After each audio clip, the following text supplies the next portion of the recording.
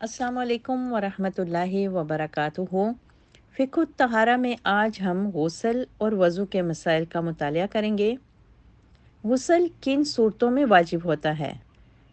मर्द और औरत से जिस्मानी ताल्लुकात कायम करने पर गुस्ल वाजिब हो जाता है, यानी शोहर और बीवी की शर्मगाह मिल जाने पर गुस्ल वाजिब हो जाता है, हाँ अनजाल हो या ना हो।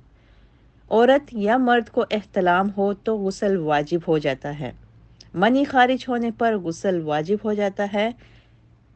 हैज़ ख़त्म होने पर गुस्ल वाजिब होता है और गैर मुस्लिम इस्लाम कबूल करे तो उस पर भी गुस्ल वाजिब होता है। गुस्ल जनाबत में पहले दोनों हाथ धोने चाहिए, फिर तहारत हासिल करके वज़ू करना चाहिए। गुस्ल जनाबत का मसनून तरीका ये है।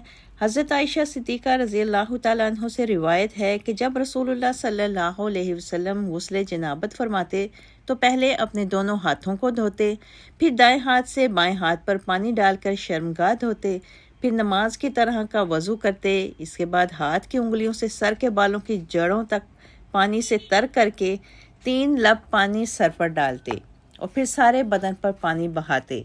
आखिर में एक दफ़ा फिर दोनों पाँव धोते। इसे बुखारी और मुस्लिम ने रिवायत किया है। गुस्ल जनाबत में पानी सर के बालों की जड़ों तक पहुँचना ज़रूरी है। गुस्ल जनाबत के लिए पानी मैसर ना हो तो गुस्ल की नीयत से किया हुआ तयम्मुम ही काफ़ी है। इस्तिहाज़ा की मरीज़ खातून को हस्बे आदत हैज़ के अय्याम शुमार करके गुस्ल करना चाहिए।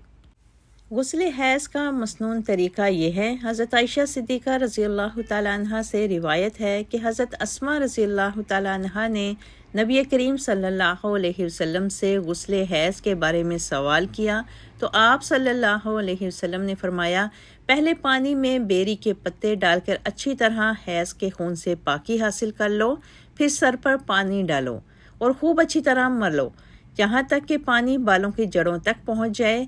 फिर सारे बदन पर पानी बहाओ, फिर खुशबू लगी हुई रुई का फाहा लेकर इससे पाकी करो। हज़रत अस्मा रज़ियल्लाहु ताला अन्हा ने अर्ज़ किया, रुई के फाहे से पाकी किस तरह? रसूलुल्लाह सल्लल्लाहु अलैहि वसल्लम ने फरमाया, सुबहान अल्लाह, पाकी करो। हज़रत आयशा सिद्दीक़ा रज़ियल्लाहु ताला अन्हा ने फिर आहिस्ता से बताया कि हैज़ की जगह पर लगा दो।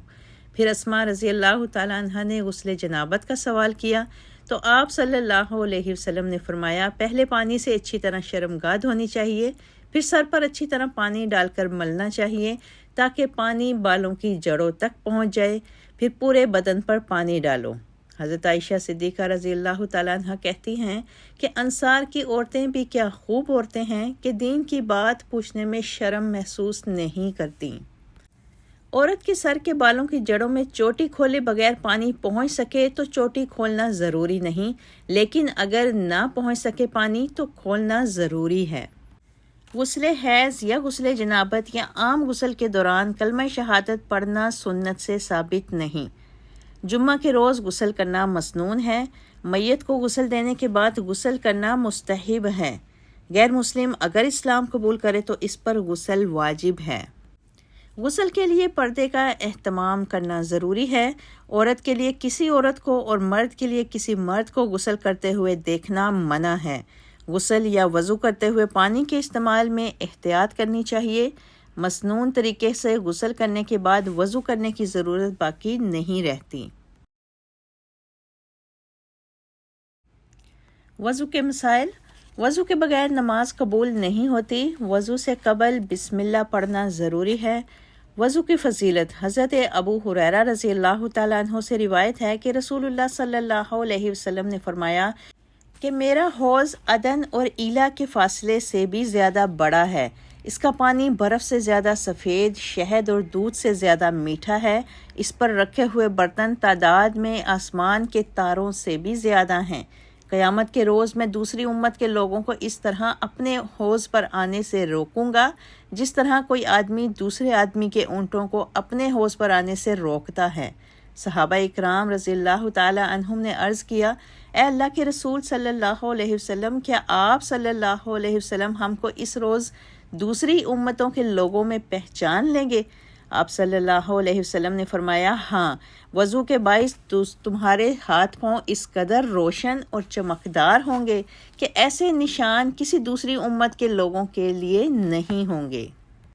وضو کا مسنون طریقہ یہ ہے۔ حضرت حمران رضی اللہ تعالیٰ عنہ سے روایت ہے کہ حضرت عثمان رضی اللہ تعالیٰ عنہ نے وضو کے لیے پانی منگوایا۔ پہلے اپنی ہتھیلیاں 3 مرتبہ دھوئیں، پھر کلی کی اور ناک میں پانی ڈالا، پھر اپنا منہ 3 دفعہ دھویا، اس کے بعد اپنا دایاں ہاتھ کوہنی تک 3 مرتبہ دھویا، اسی طرح بایاں ہاتھ کوہنی تک 3 مرتبہ دھویا، پھر سر کا مسح کیا، مسح کے بعد اپنا دایاں پاؤں ٹہنے تک 3 مرتبہ دھویا اور اسی طرح بایاں پاؤں ٹہنے تک 3 مرتبہ دھویا۔ پھر فرمایا، میں نے رسول اللہ صلی اللہ علیہ وسلم کو اسی طرح وضو کرتے دیکھا ہے۔ وضو سے قبل نیت کے الفاظ ادا کرنا سنت سے ثابت نہیں ہے۔ دوران وضو مختلف اعضاء دھوتے وقت کسی قسم کی دعائیں پڑھنا بھی سنت سے ثابت نہیں ہے۔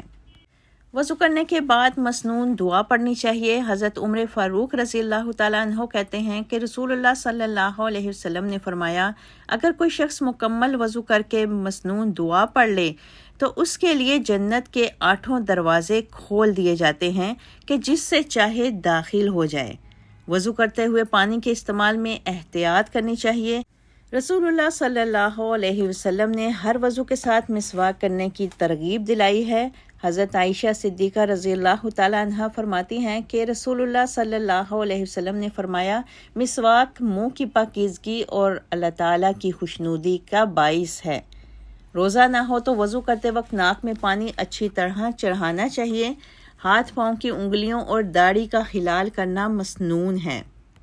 صرف چوتھائی سر کا مسح کرنا سنت سے ثابت نہیں ہے اور گردن کا مسح کرنا سنت سے ثابت نہیں۔ سر کے مسح کا مسنون طریقہ یہ ہے۔ حضرت عبداللہ بن زید بن عاصم رضی اللہ تعالیٰ عنہ وضو کا طریقہ بیان کرتے ہوئے کہتے ہیں کہ رسول اللہ صلی اللہ علیہ وسلم نے اپنے سر کا مسح اس طرح کیا کہ اپنے دونوں ہاتھ آگے سے پیچھے لے گئے اور پیچھے سے آگے لائے، یعنی سر کے اگلے حصے سے شروع کیا اور دونوں ہاتھوں کو گدی تک لے گئے، پھر جہاں سے شروع کیا تھا وہیں تک واپس لے آئے۔ اسے بخاری نے روایت کیا ہے۔ سر کے مسح کے ساتھ کانوں کا مسح بھی ضروری ہے۔ کانوں کے مسح کا طریقہ یہ ہے۔ حضرت عبداللہ بن عباس رضی اللہ تعالیٰ عنہ وضو کا طریقہ بیان کرتے ہوئے فرماتے ہیں کہ رسول اللہ صلی اللہ علیہ وسلم نے اپنے سر کا مسح کیا اور اپنی شہادت کی دونوں انگلیوں سے کانوں کے اندر اور اپنے دونوں انگوٹھوں سے دونوں کانوں کے باہر کے حصے کا مسح کیا۔ پگڑی پر یا حجاب پر مسح کرنا جائز ہے۔ وضو کر کے پہنے ہوئے جوتے، موزے اور جرابوں پر مسح کیا جا سکتا ہے۔ مدت مسح مقیم کے لیے 1 دن رات اور مسافر کے لیے 3 دن رات ہے۔ جنبی ہونا مدت مسح کو ختم کر دیتا ہے۔ وضو کے اعضاء میں سے کوئی جگہ خشک نہیں رہنی چاہیے۔ وضو یا غسل کے بعد پانی خشک کرنے کے لیے حسب خواہش تولیہ استعمال کرنا یا نہ کرنا دونوں طرح درست ہے۔ وضو کے اعضاء 1 بار یا 2 بار یا 3 بار دھونے جائز ہیں، اس سے زیادہ دھونا گناہ ہے۔ ایک وضو سے کئی نمازیں پڑھی جا سکتی ہیں۔ وضو کرنے کے بعد بے مقصد باتیں یا فضول کام نہیں کرنے چاہیے۔ ٹیک لگائے بغیر نیند یا اونگ آ جائے تو وضو یا تیمم نہیں ٹوٹتا۔ محض شک سے وضو نہیں ٹوٹتا۔ بیوی کا بوسہ لینے سے وضو نہیں ٹوٹتا بشرطے کہ جذبات پر قابو ہو۔ آگ پر پکی ہوئی چیزیں کھانے سے وضو نہیں ٹوٹتا، البتہ اونٹ کا گوشت کھانے کے بعد وضو ضرور کرنا چاہیے۔ کپڑے کی آڑ کے بغیر شرمگاہ کو ہاتھ لگایا جائے تو وضو ٹوٹ جاتا ہے، ورنہ نہیں۔ چکنائی والی چیز کھانے کے بعد کلی کرنی چاہیے۔ مزی خارج ہونے سے وضو ٹوٹ جاتا ہے۔ مستقل بیماری کی وجہ سے مکمل پاکیزگی ممکن نہ ہو تو اسی حالت میں نماز ادا کرنی چاہیے، البتہ ایسی صورت میں ہر نماز کے لیے نیا وضو کریں۔ ہوا خارج ہونے سے وضو ٹوٹ جاتا ہے۔ وما علینا الا البلاغ۔